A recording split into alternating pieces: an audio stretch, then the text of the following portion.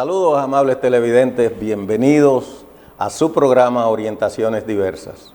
En esta oportunidad abrimos una sección sobre educación vial, siempre tratando de hacer un aporte a la comunidad, tanto en programas educativos como de orientación a la misma. Y esta vez traemos los artículos 21 y 22 de la Ley 6317. Estos artículos versan sobre lo que es la Dirección General de Seguridad de Tránsito y Transporte Terrestre, DGC. Ustedes recuerdan que se llamaba AME, que era lo que era a nivel de Santo Domingo, y Ametrazán, que era la parte de Santiago, todo de tránsito. Ya eso fue sustituido por la DGC, por lo que los agentes ya no son AME, ni Ametrazán, ni nada de eso, sino DGC. Pero qué interesante es saber qué es la DGC, que esta dirección se crea bajo la dependencia de la Policía Nacional como una dirección técnica especializada que operará conforme a las políticas que establezca el Ministerio de Interior y Policía. Sus agentes serán responsables de viabilizar, fiscalizar, supervisar, ejercer el control y vigilancia de las vías públicas. Por supuesto que deben velar por el fiel cumplimiento de las disposiciones de esta ley y sus reglamentos. Entonces el artículo 22 establece lo que es las funciones de la DGC, que tendrá la función primero de elaborar las actas de infracción a las disposiciones de la presente ley. Como ordinal 2, fiscalizar y controlar la movilidad y la seguridad vial. Como ordinal 3, ejecutar los operativos en las vías públicas derivados de los cambios en el sentido de la circulación. Y esto se coordina, aparte de la DGC, con los ayuntamientos de cada municipio. Como ordinar 4, variar en caso de ser necesario lo que son las luces y señales de tránsito de acuerdo a la necesidad. Pero lo más importante, me gustaría decirle que cuando un DGC lo detiene, él debe presentar su identidad y debe decirle al ciudadano por qué lo detiene, para que el ciudadano pues conozca sus derechos, y siempre debe levantar el acta diciendo por qué lo ha detenido y cuál es la infracción que ha cometido. Otra información que tenemos hoy, que lo consideramos de vital importancia, es los días feriados del 2025. ¿Por qué esta información es importante? Porque muchas veces la gente está perdido y puede agendar un día que sea feriado por los cambios que produce la ley 139-97, que la maneja el Ministerio de Trabajo, dando cumplimiento a esa ley, la cual establece los traslados de fechas festivas. Establece el traslado a lunes de los días feriados que coincidan con martes, miércoles, jueves o viernes. Sin embargo, hay días que ustedes van a ver que no se, como lo están viendo en pantalla, que no se cambian porque son días religiosos. La iglesia no compartió eso y hubo que respetarlo. El día 1 de enero, que ya pasó, no se cambia, cayó miércoles. El lunes 6 de febrero, Día de Reyes, no se cambia. Lo que es el día 21 de este mes, que cae martes, tampoco se cambia porque es un día religioso, o sea que será feriado el martes, Día de la Altagracia. El domingo 26, Día de Duarte, no se cambia. Jueves 27 de febrero, es Día de la Independencia, tampoco se cambia, es un día muy solemne. El viernes 18 de abril es Viernes Santo, tampoco se cambia. Pasamos al 1 de mayo. El 1 de mayo cae jueves y se cambia al lunes 9 de mayo. Como pueden ver, el jueves Corpus cae el 19 de junio, tampoco se cambia. El 16 de agosto cae sábado, Día de la Restauración, tampoco se cambia. Y el 24 de septiembre, que es Día de las Mercedes, cae miércoles, tampoco se cambia. Pasamos a noviembre y jueves 6 de noviembre es Día de la Constitución y se cambia al 30 de noviembre. Es bueno que tengan en cuenta que ya llegamos a diciembre y el 25 de diciembre siempre es día festivo y nunca se cambia. Pasamos al comentario de la semana y el comentario que tenemos hoy es una noticia que la gente está alarmada. Y aquí a propósito tenemos un médico que, aunque no es de esa área, que para el tema central tenemos un filete de exponente, un especialista en urología, pero el virus que está intranquilizando y angustiando a la gente pasada la pandemia es un virus que se llama metaneumovirus humano. Es un virus que afecta básicamente a los lactantes, a las personas ancianos mayores y a los pacientes inmunodeprimidos, y lo que produce básicamente bronquitis y neumonía. Pero ya las autoridades se han manifestado, tanto los expertos como infectólogos, epidemiólogos, la misma sociedad de neumología, que no hay por qué preocuparse, porque aunque ha causado un caos en China y hay muchas camas ocupadas, aquí todavía no se ha comprobado presencia del virus. Y no es alarmante porque realmente se da básicamente en esos sectores más vulnerables, que son los infantes y lo que son los adultos mayores y los pacientes inmunodeprimidos. Hasta aquí nosotros vamos a hacer una pausa y inmediatamente regresamos con el tema de la semana.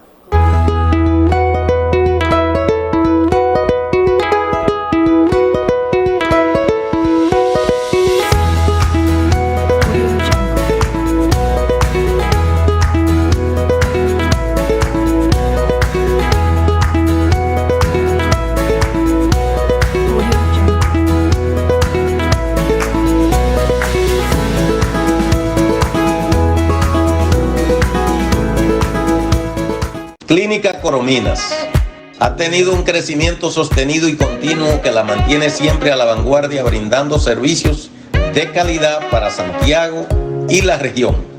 La torre pediátrica cuenta con 4 niveles, 34 habitaciones y un cuerpo médico de 39 especialistas con diferentes subespecialidades.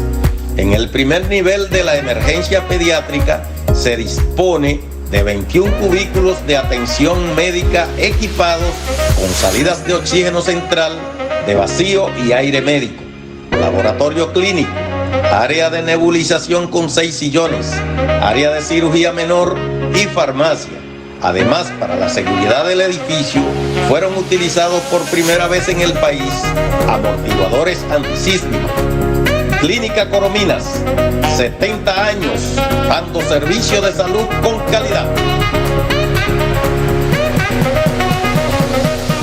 Cuando hablamos de electrodomésticos de alta calidad y bajos precios, estamos hablando de Distribuidora Salcedo. Muebles, neveras, freezer, estufas, lavadoras, licuadoras, camas, bushprint, en fin, todos los electrodomésticos para acomodar su hogar están en Distribuidora Salcedo, la poderosa de Guravito. Estamos en la avenida Inver, Guravito. 243, 245 y 246. Teléfonos 809 y 829-575-1244. En Santiago, Distribuidora Salcedo. Desde niños soñamos con ser héroes. Queremos hacer el bien, ayudar a los demás y salvar vidas. Y ¿Sabes qué? Existe una forma muy sencilla de hacerlo: donando sangre. Desde donantes.com.do te brindamos la plataforma perfecta para que esto sea una realidad. Así que, ¿por qué no convertirte en un héroe de verdad? Dona sangre y ayúdanos a hacer del mundo un lugar mejor.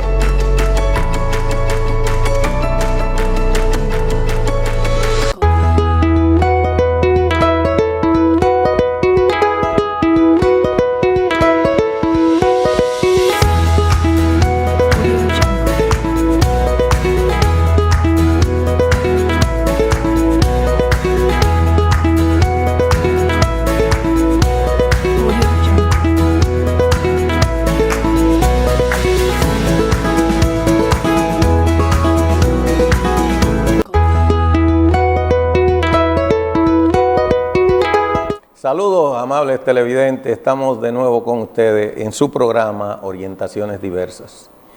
En esta oportunidad con el tema central, que son las infecciones urológicas y las enfermedades en sentido general urológicas, y para ello tenemos un experto. La verdad es que traer al doctor Rolando Báez es un honor, un orgullo, de Clínicas Corominas, y un experto en urología con más de 50,000 casos, alrededor de 65,000 historia clínica. Eso es una sapiencia de toda una vida. Para nosotros es un honor. Bienvenido, doctor. Bien, gracias. Muchas gracias por la invitación. Bienvenido, Félix Vargas. Bienvenido, doctor Rolando. Bienvenido, Gracias. Alberto. Un placer, doctor, tenerlo aquí. Muchísimas Usted es gracias. de la familia nuestra, Sí. los Vázquez, Vargas, Barranco. Sí, somos Así vecinos, es que vecinos de toda la de vida. Villa Progreso. Es un placer tenerlo por aquí. Sapiencia total Muchas en gracias. su área de urología. Y hablar de urología con el doctor Rolando Báez es como hablar de arroz y habichuela para los dominicanos, porque es un hombre que conoce todas las intríngulis. Nos gustaría, doctor, que usted nos diga cuáles son las enfermedades más comunes por las que acude generalmente los pacientes a una consulta urológica. Muy bien. Bien, la urología es una especialidad muy diversa, variada, que tiene como principales pacientes que consultan a nivel público o privado, sobre todo las infecciones urinarias. Como casi en todas las especialidades, las infecciones urinarias, las infecciones en sentido general son de las más comunes. Pero también tenemos enfermedades que son muy características de la urología, como son la litiasis, las piedras o los cálculos urinarios o renales, y en sentido general las enfermedades hiperplásicas, enfermedades tumorales y sobre todo la hiperplasia prostática benigna y el cáncer de próstata, que está en su máxima actualidad, porque los pacientes han tomado conciencia de la importancia de los chequeos periódicos para una detección temprana del cáncer de la próstata, que es lo que le asegura una buena calidad de vida y una supervivencia a mediano y a largo plazo, o la curación de la misma, cuando se hace el diagnóstico temprano. Hay otras enfermedades, por ejemplo, en los niños, la fimosis. La fimosis es un pan de cada día, o sea, el pene es con el prepucio cerrado, sí. Los hidroceles, el aumento de volumen de los testículos, y hay otras enfermedades urinarias que son un poquito más desconocidas, sobre todo en los niños, que son los reflujos vesicoureterales, o sea que la orina se le devuelve a los riñones y le provoca inflamaciones agudas o crónicas de las vías urinarias superiores, pielonefritis, y que cuando no se detectan a tiempo y no se tratan, pueden acabar en una insuficiencia renal, en una pielonefritis que a su vez conlleva a una insuficiencia renal, y ya sabemos que los pacientes que sufren de una insuficiencia renal son tributarios muchas veces de una diálisis o de un trasplante de riñón. Sí, o sea señor. que por eso es muy importante hacer el diagnóstico temprano y el tratamiento a su vez tempranamente. Y a propósito, doctor, esa patología básicamente en recién nacidos que llegan con el prepucio con dificultad, cerrado totalmente, que ustedes recomiendan que se operen antes de qué tiempo o más temprano. Sí, es buena pregunta. En los Estados Unidos y en muchos países le hacen la circuncisión, una circuncisión con uno que se llama con la campanita, con el Plastibell, que es una circuncisión que se usa un dispositivo que constriñe el prepucio y cuando se necrosa se expulsa y queda hecha la circuncisión. En los Estados Unidos casi todos los recién nacidos se le hace la circuncisión. Aquí también esa moda llegó, pero ha perdido vigencia, ya no se hace tan frecuentemente. Pero recomendamos que la circuncisión, cuando el prepucio le aprieta, cuando el prepucio, siempre es conveniente a los niños hacerle la circuncisión. Si no se hace en los recién nacidos, que no se hace sin anestesia, esperar que tengan 3, 4 años para hacerle la circuncisión bajo anestesia general. Pero es muy frecuente la fimosis y la circuncisión, que es la cirugía que se hace para corregir ese problema. Sí, es muy frecuente aquí en nuestro país. Y por eso recomendamos que los niños, cuando las madres vean que el prepucio, que es la telita que le cubre el glande, no se lo puede limpiar bien, que lo lleven a su pediatra o al urólogo. Los urólogos, hay urólogos que son infantiles, urólogos pediátricos, pero hay los urólogos generales también tratan esos problemas, por ejemplo.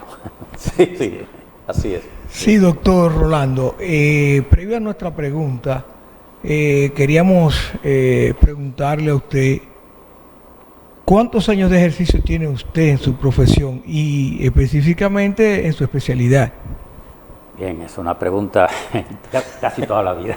Bueno, son de ejercicio urológico, son 51 años. Nosotros tenemos una promoción que celebramos cada 5 años. O sea, primero la graduación. Yo empecé mi carrera en la Universidad de Santo Domingo, no en la Autónoma, no era autónoma todavía, era la Universidad de Santo Domingo. Empecé la universidad, la carrera de medicina en la Universidad de Santo Domingo y la terminé en España, en Barcelona, porque se cerró la universidad a causa de la Revolución de Abril, famosa Revolución de Abril, y la universidad cerró y entonces un grupo importante de estudiantes nos trasladamos fuera del país. Mi grupo se trasladó a España y allí terminamos la especialidad y allí yo tuve la oportunidad de hacer la especialidad. Prácticamente duré casi 10 años fuera del país entre la carrera, la especialidad y después trabajé 2 años y regresé al país porque creí que el país, la urología aquí en ese momento estaba en pañales. Y a mí me tocó la oportunidad de levantar, de hacer muchas cosas en pro de la urología, que hoy, afortunadamente, la urología está dentro de el top 10 de las especialidades, muy valorada y está de moda la urología. ¿Y un legado que usted ha dejado a la clase joven urológica? Yo creo que sí, de hecho, porque yo fui el primer urólogo que trabajó en el hospital de niños, porque yo hice una subespecialidad de urología infantil. Yo creé el departamento de urología del hospital Arturo Grullón y allí operé, hice muchísimas cosas porque no conocían lo que era la urología pediátrica. Un cirujano general hacía todo lo que podía. Nosotros creamos la escuela, el departamento de urología pediátrica, que hoy afortunadamente está vigente y ha crecido.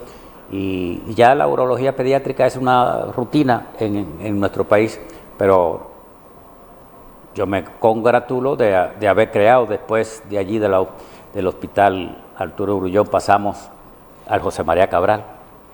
En el José María Cabral iniciamos la residencia de urología del hospital José María Cabral, que ha dado lugar a cientos de urólogos que están diseminados por la geografía local y nacional y que están haciendo un gran servicio porque todos ellos, después que terminan su especialidad, hacen una subespecialidad, hacen una maestría. Está muy bien, pero la urología está muy bien plantada aquí en República Dominicana, gracias a Dios. Excelente. Doctor Rolando, ¿dónde usted hizo la especialidad de urología? Yo la especialidad de urología la hice en Barcelona, España. En Barcelona, cuando yo llegué a hacer la carrera, me di cuenta que había un departamento de urología que tenía fama mundial, que tenía un prestigio inmenso, y que su director, era el doctor Antonio Puigvert, tenía la particularidad de haber, además de su sapiencia, su sabiduría y su emprendimiento, de que tenía una gran afinidad con la República Dominicana, porque había operado a Trujillo. Oye, Había qué operado a novedad. Trujillo.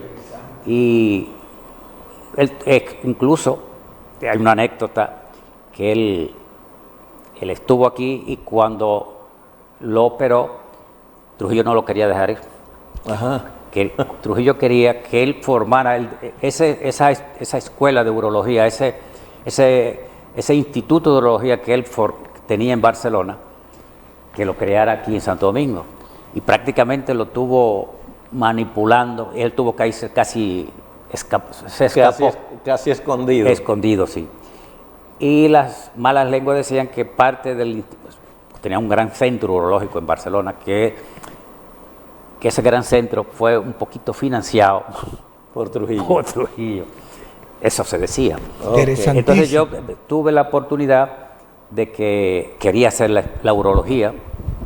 ¿El por qué la urología? Pues, tal vez porque era una especialidad, o es una especialidad que combina lo clínico con lo quirúrgico. Con lo quirúrgico, sí. Y yo quería ser, como clínico, tenía esa disyuntiva de ser clínico o ser cirujano. Y me di cuenta que la urología combinaba esas dos especialidades, dos vertientes de la medicina. Y por ello me decidí por la urología y por ese centro. Hay una anécdota, es una digregar un poquito. Yo solicité, cuando terminé la carrera de medicina, que terminé con buenas notas, y opté por hacer en un hospital muy importante de Barcelona, que se llamaba el Hospital de la Santa Cruz y San Pablo, hacer un internado en ese hospital. Lo gané por un concurso, porque tenía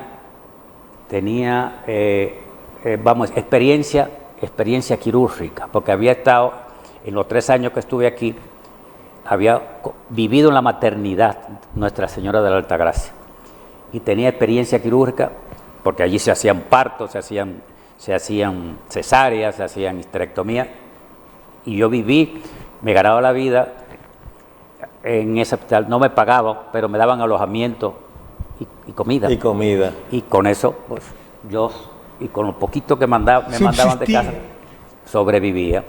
Y tenía esa experiencia quirúrgica, y cuando concursé a ese hospital, me asimilaron, me aceptaron por experiencia práctica que tenía de Santo Domingo. Y de ahí entonces quise hacer urología. Me dijeron que era 3 años después, porque estaban todas las plazas ocupadas. Tenía mucha demanda, no solamente nacional, local, nacional, sino internacional. Y había muchos urólogos en todos los países: Argentina, Brasil, Colombia, México. Y yo pude optar porque tuve un golpe de suerte. Conocí a una sobrina y ella me introdujo y no tuve que esperar los 3 años. Qué Excelente experiencia.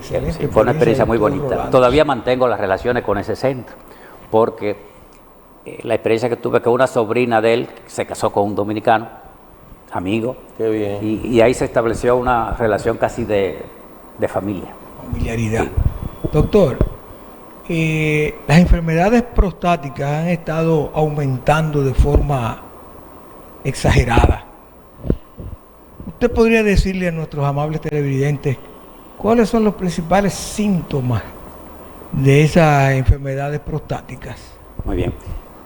Sí, las enfermedades prostáticas siempre han existido, toda la vida. Lo que pasa es que ahora, en la actualidad, con la difusión, con la difusión de la prensa, de la radio, de la televisión, se le da importancia a lo que esas son las enfermedades. Siempre han existido. Lo que pasa es que ahora vamos a decir, esos anuncios, esa invitación a que los pacientes se chequeen, han dado lugar a que se haga más el diagnóstico. ¿Cuáles son los síntomas que afectan a los pacientes que tienen una enfermedad prostática? Depende de si la enfermedad es inflamatoria, que es una prostatitis, si es una enfermedad por hiperplasia, por crecimiento de la próstata, porque puede ser que sea por un crecimiento benigno o maligno.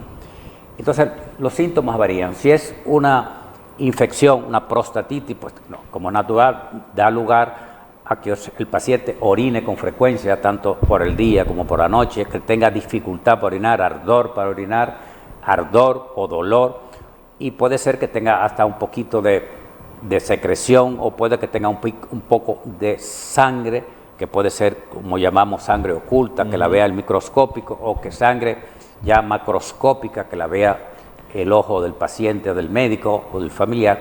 Esos son los síntomas, y esas son las enfermedades infecciosas inflamatorias.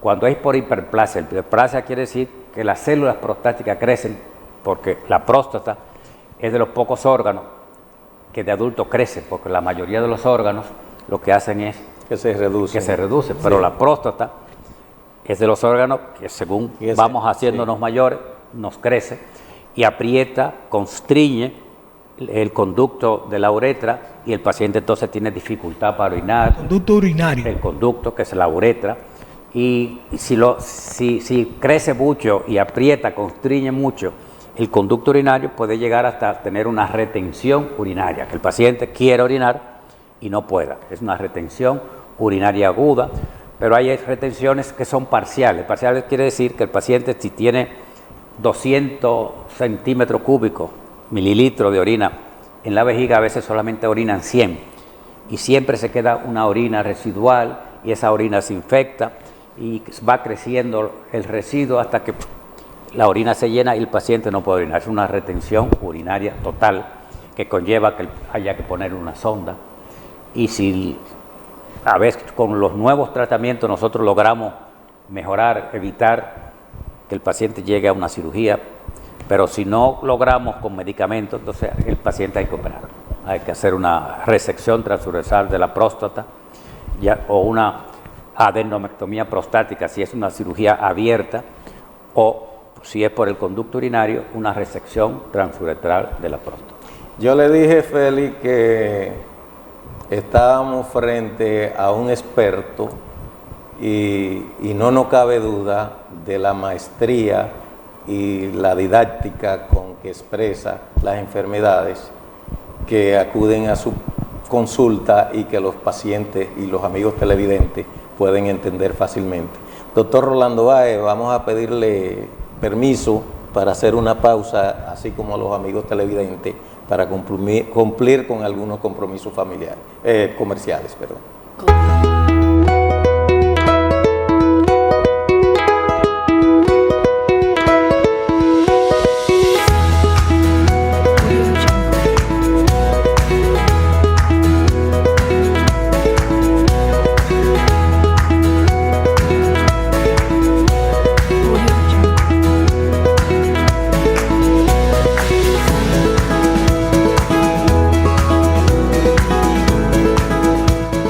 Clínica Corominas ha tenido un crecimiento sostenido y continuo que la mantiene siempre a la vanguardia, brindando servicios de calidad para Santiago y la región. La torre pediátrica cuenta con 4 niveles, 34 habitaciones y un cuerpo médico de 39 especialistas con diferentes subespecialidades. En el primer nivel de la emergencia pediátrica se dispone de 21 cubículos de atención médica equipados con salidas de oxígeno central, de vacío y aire médico, laboratorio clínico, área de nebulización con 6 sillones, área de cirugía menor y farmacia. Además, para la seguridad del edificio, fueron utilizados por primera vez en el país amortiguadores antisísmicos. Clínica Corominas, 70 años, dando servicio de salud con calidad. Cuando hablamos de electrodomésticos de alta calidad y bajos precios, estamos hablando de Distribuidora Salcedo. Muebles, neveras, freezer, estufas, lavadoras, licuadoras, camas, bushprint, en fin, todos los electrodomésticos para acomodar su hogar. Están en Distribuidora Salcedo, la poderosa de Guravito. Estamos en la avenida Inver, Guravito. 243, 245 y 246. Teléfonos 809 y 829-575-1244. En Santiago, Distribuidora Salcedo. Desde niños soñamos con ser héroes. Queremos hacer el bien, ayudar a los demás y salvar vidas. Y, ¿sabes qué? Existe una forma muy sencilla de hacerlo: donando sangre. Desde donantes.com.do te brindamos la plataforma perfecta para que esto sea una realidad. Así que, ¿por qué no convertirte en un héroe de verdad? Dona sangre y ayúdanos a hacer del mundo un lugar mejor.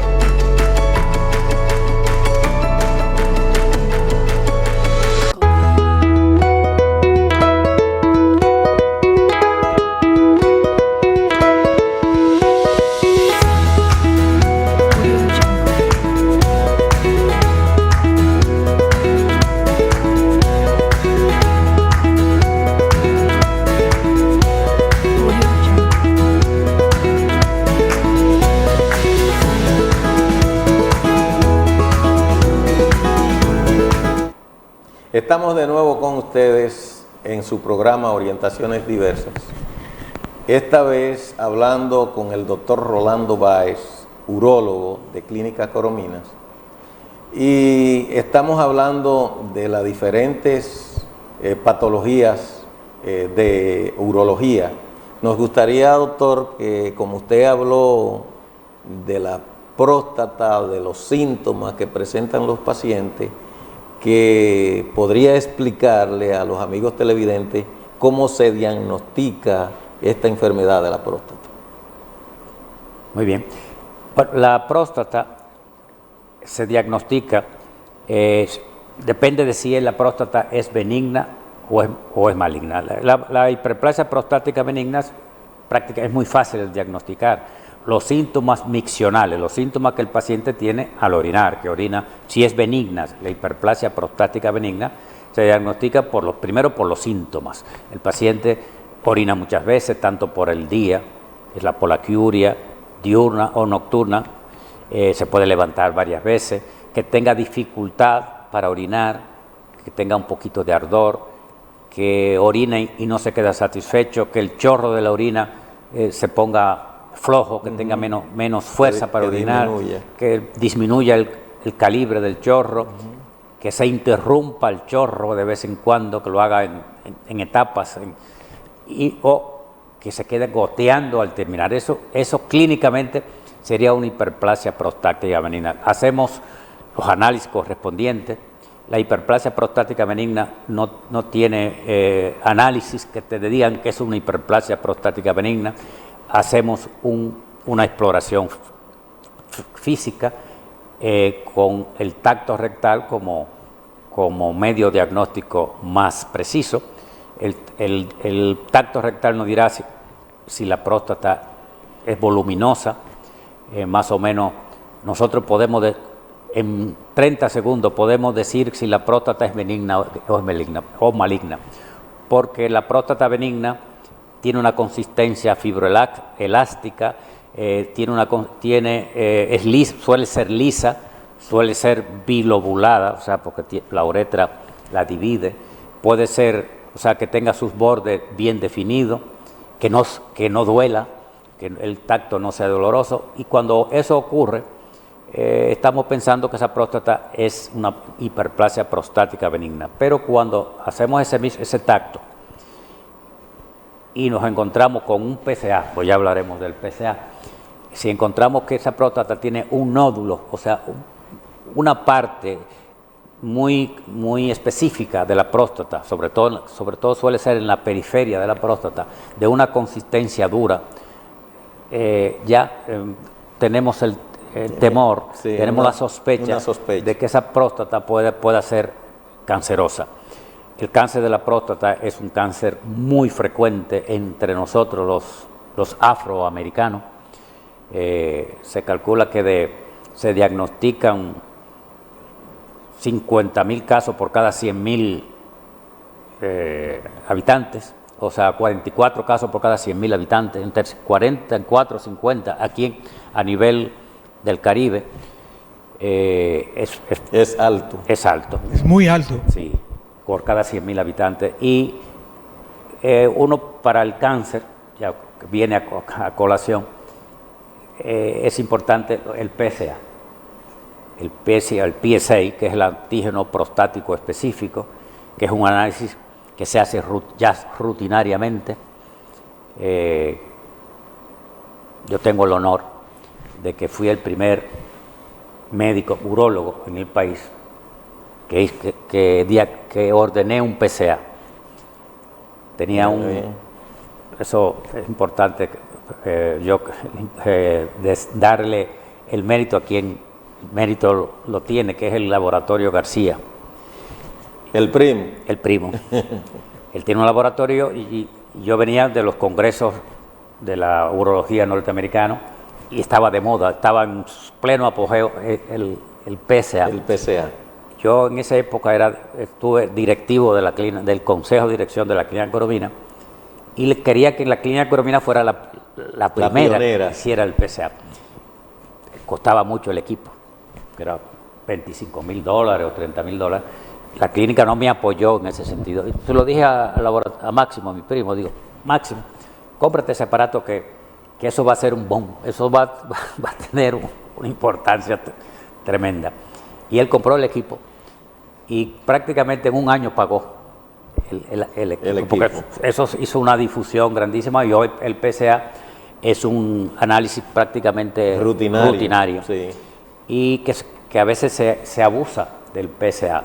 Se ha abusado tanto del PSA porque no es bueno hacerlo en demasía, en exceso, porque los excesos ninguno son buenos. Sí, no son buenos. En los Estados Unidos, cuando el PSA empezó, los médicos indicaban tanto PSA que la FDA, la organización que hay en los Estados Unidos para controlar el ejercicio médico, prácticamente lo limitó a 1 o 2 veces al año. Y la gente se quedó con esa obsesión de hacerse el PSA que se le llamó PSAitis. Oye. De la cantidad de PSA que se hacían, que eso le costó al Tesoro americano no sé cuántos millones de dólares de gastos extra porque la gente se hacía mucho. O sea que la próstata en todos los países, el cáncer de la próstata ha sido una preocupación muy grande, porque la incidencia es muy alta en los hombres mayores de edad. ¿Qué se detecta con el PSA, doctor? Con el PSA se detecta eso, lo que se llama el antígeno prostático específico, que es un antígeno, es una sustancia que la producen las células prostáticas y sobre todo se produce cuando hay una neoplasia, cuando hay un cáncer, que se produce en exceso. Normalmente el PSA, el rango normal es de 0 a 4 nanogramos por mililitro. Entonces, cuando sube de 4, entonces ya uno puede pensar de que ese paciente, en vez de tener una hiperplasia prostática benigna, pueda estar afectado por una neoplasia, por un cáncer de la próstata. Eso es el PSA o antígeno prostático específico. Doctor, ¿cómo se puede detectar más que detectar, prevenir las enfermedades prostáticas? ¿Cuál sería el método, la forma? Realmente no hay nada que prevenga el cáncer de la próstata. Lo que nosotros recomendamos es los chequeos periódicos, la detección temprana. Uno puede recomendar medidas generales, o sea, el paciente que haga una vida ordenada, sin excesos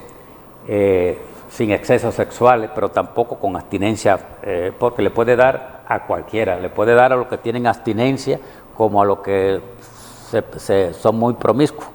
O sea, le puede dar al negro, al blanco, a partir de los 40 años, le puede dar a cualquier hombre. pero es una enfermedad más que tiene hay algunas áreas del mundo que son más propensas a sufrir. Pero nosotros, por ejemplo, tenemos, al ser afroamericanos, tenemos esa gran tendencia a tener el cáncer de la próstata. Nosotros tenemos que ir al urólogo a partir de los 40 años. Y si es un paciente que tiene una genética de su padre, su hermano, con cáncer de la próstata, aún tiene que ser más temprano. Porque se dice que si tú has tenido un padre que ha tenido un cáncer de la próstata, tú tienes 4 veces más posibilidades de padecerlo. Pero si tú tienes un hermano, tú tienes 8 veces más probabilidad de sufrir un cáncer de la próstata. ¿Ese examen de PSA se puede hacer anual? Se debe hacer anual, sí, anual. Y cuando hay alguna duda, nosotros lo recomendamos 2 veces al año, pero anual, porque, como decía, los excesos son malos, porque eso significa para las aseguradoras, para el paciente, para el Estado, un gran dinero, un costo alto. Sí. Entonces recomendamos que se haga anualmente. Y excepcionalmente 2 veces al año. Excelente. Doctor, le vamos a pedir permiso nuevamente para ir a una pausa comercial. Bien.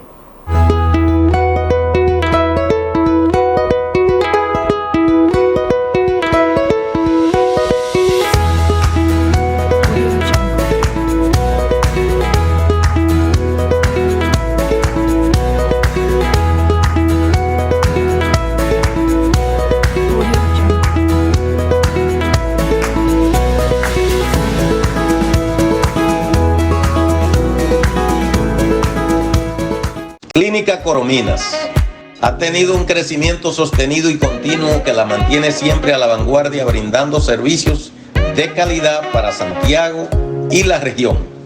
La torre pediátrica cuenta con 4 niveles, 34 habitaciones y un cuerpo médico de 39 especialistas con diferentes subespecialidades.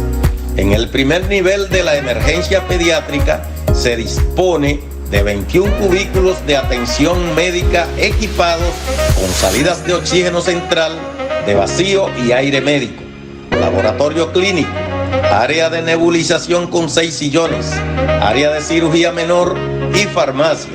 Además, para la seguridad del edificio, fueron utilizados por primera vez en el país amortiguadores antisísmicos. Clínica Corominas, 70 años, dando servicio de salud con calidad. Cuando hablamos de electrodomésticos de alta calidad y bajos precios, estamos hablando de Distribuidora Salcedo.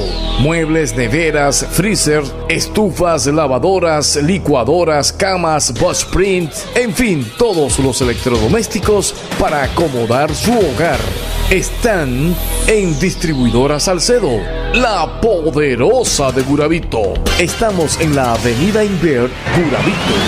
243, 245 y 246. Teléfonos 809 y 829-575-1244. En Santiago, Distribuidora Salcedo. Desde niños soñamos con ser héroes. Queremos hacer el bien, ayudar a los demás y salvar vidas. Y, ¿sabes qué? Existe una forma muy sencilla de hacerlo: donando sangre. Desde donantes.com.do te brindamos la plataforma perfecta para que esto sea una realidad. Así que, ¿por qué no convertirte en un héroe de verdad? Dona sangre y ayúdanos a hacer del mundo un lugar mejor.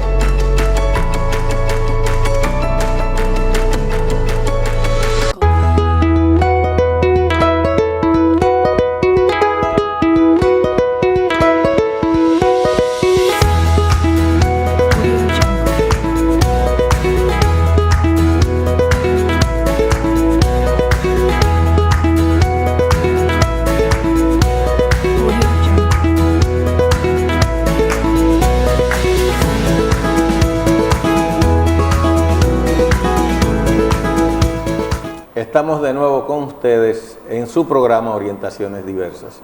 Félix Vargas, usted tenía una preocupación. Una inquietud. Es una inquietud. Una inquietud, no preocupación. Claro, y preocupación también todos por los hacerle interesados una pregunta con respecto- especial al especial, doctor muy, Rolando Báez. sí, especial. Con respecto, doctor Rolando Báez, a la disfunción eréctil, los estimulantes sexuales pueden provocar daños y provocar los infartos cardíacos, doctor. Una inquietud, yo sé de muchos amables televidentes también que la deben de tener. Bien, es una pregunta muy interesante.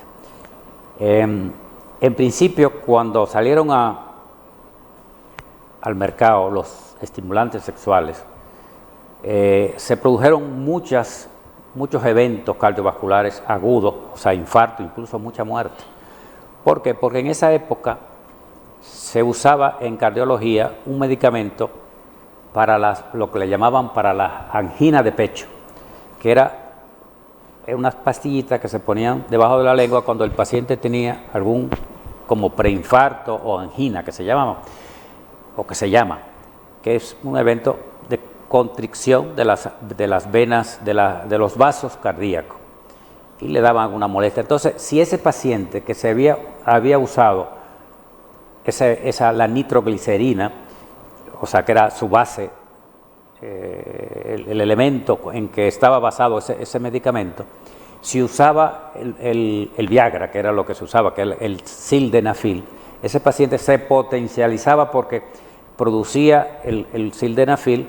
Es un medicamento que también tiene una fórmula parecida a lo que usaba. Entonces se potencializaban y producían una hipotensión brusca y a veces producían infarto que podían llevar hasta la muerte. Porque hay que recordar que el sildenafil, el nitrato, que es en base a estimular la producción de nitrato para que a su vez provoque una vasodilatación de las arterias que producen la erección, que van al pene, a los cuerpos cavernosos. Cuando los cardiólogos tuvieron esa relación, prohibían a sus pacientes que usaran ese tipo de estimulantes, porque había una relación entre ese medicamento, los nitratos, la nitroglicerina que se ponía sublingual, con el medicamento, con el Viagra, con el sildenafil. Pero ya ese medicamento, los cardiólogos se dieron cuenta de esto y prácticamente el uso de los estimulantes sexuales se generalizó y casi es una rutina que los hombres de más de 50 años se ayuden con los estimulantes sexuales. Esa palabra es bonita. Ayudarse, ¿verdad? Sí, ayudarse. Y además, doctor, usted lo ha explicado Perdón, para bien. terminar el concepto, ahora los cardiólogos que antes lo prohibían, ahora los cardiólogos lo indican. favorecen el uso. ¿Por qué? Porque además de estimular, de hacer ejercitar los músculos de los cuerpos cavernosos del pene, de la musculatura lisa del pene, también estimulan ayudan a estimular la musculatura lisa del corazón. El corazón es un músculo. Y entonces ellos se han dado cuenta de que en vez de ser un problema, ahora favorecen la función cardíaca. Y ahora los cardiólogos no lo impiden. Lo único que le instruyen a los pacientes de que no tomen ese tipo de... que no lo combinen. Porque antes se daba mucho la muerte de los pacientes en los hoteles, en los moteles. Eso era prácticamente un... Sí, pero era porque había un desconocimiento del mecanismo de acción. Del mecanismo de acción, que era prácticamente el mismo mecanismo de acción y había una interacción y una potencialización de ambos medicamentos, entonces los resultados eran negativos. Sí, exactamente, sí. Sin embargo, doctor, en el caso del sildenafil y de otros estimulantes, ya se le ha buscado otras indicaciones como la hipertensión pulmonar, o sea que han sido beneficiosos por todos los lados. Esos son medicamentos, porque ya no solamente está el sildenafil, está el tadalafil y otros medicamentos similares, que yo digo que realmente son medicamentos, o sea que a los que crearon esa fórmula, esa molécula, deberían ser todo premiado con los premios Nobel. Bueno, porque la disfunción eréctil saca a la pareja de la cama, y nosotros teníamos un eslogan que el vardenafil lo regresaba a la cama. Exacto. Y entonces producía una mejor calidad de vida para la pareja. Sí, sí, sí, así ves. Es que el acto sexual, el sexo, es un antidepresivo. O sea, cuando el paciente tiene una disfunción eréctil, es un paciente alicaído, es un paciente deprimido, es un paciente que le falta calidad de vida, que le falta estímulos vitales para integrarse a su profesión, a su vida activa. Y cuando logramos con esos medicamentos mejorar su ejercicio sexual, el paciente mentalmente, psicológicamente se ayuda, se favorece muchísimo. Realmente son medicamentos que han sido un gran avance de la medicina, los estimulantes. Doctor, ¿y esos dolores de cabeza que producían o producen esos estimulantes sexuales? Bueno, ¿Eso sigue? Sí, todavía cuando se usan, vamos a decir, porque mucha gente lo está usando sin indicación médica, se usan más por propia indicación, pero lo que produce es el dolor de cabeza porque producen una vasodilatación de los vasos cerebrales. Sí, es correcto. Y eso por ello da lugar a ese dolor de cabeza, pero cuando se usan de forma, vamos a decir, dosificada adecuadamente, ese dolor de cabeza, como vamos a decir, son dolores de cabeza que no matan, son dolores de cabeza que a veces el paciente ya lo sabe que le va a dar su dolorcito de cabeza, pero el estímulo, el deseo, la satisfacción que obtienen supera ese dolor de cabeza y se le olvida. Ya poca gente se queja de los dolores de cabeza. Ya eso prácticamente es algo que viene con el medicamento. Sí. Un dolorcito de cabeza, pero no a todos le dan eso, a un número muy reducido de pacientes, sí. Y además pero son pacientes que ya tienen salud emocional, ¿verdad? son pacientes que ya que tienen migraña de por sí, son pacientes que ya tienen un sustrato álgico.